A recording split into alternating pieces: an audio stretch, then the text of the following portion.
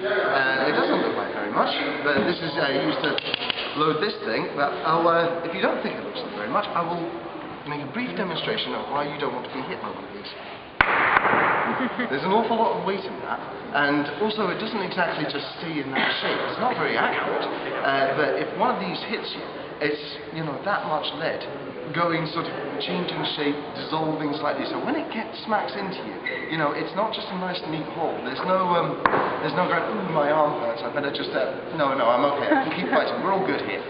You know, your shoulder will go, your arm will go. Once one of these things hit you, that's really the end of your holiday, that's the end of your battle, and it might well be the end of your life as well. But, fortunately, this thing that fires it is not an accurate weapon at all. This, you know, produces so much smoke on the battlefield, you really can't see what you're doing. This thing here, which most people think is a sight, because it is on most modern rifles, it's not a sight. That's for putting a big knife on the end of it, a bayonet.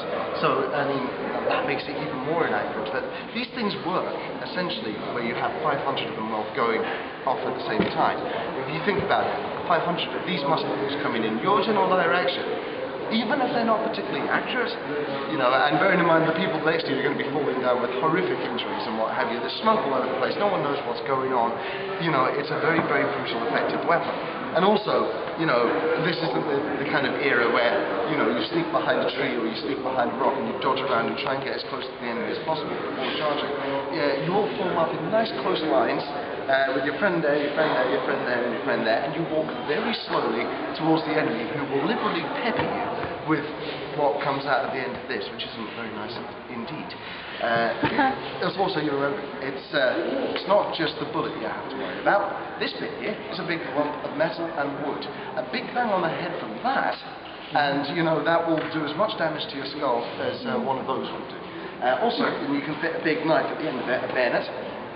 So that gives it quite a lot of reach, and originally this used to use a cork or a bottle stop and put a knife on the end of it, but that makes this into a spear, and whichever way you look at it, gun to spear is a technological downgrade, so eventually they came up with that thing there which kind of slots on, means you can still use the gun. But, if you think about it, I've got that much reach now. What's that, about 7 or 8 foot or something, with a spear on the end, with a bayonet at the end of that? Nothing's really going to get through me if all my friends are doing it at the same time.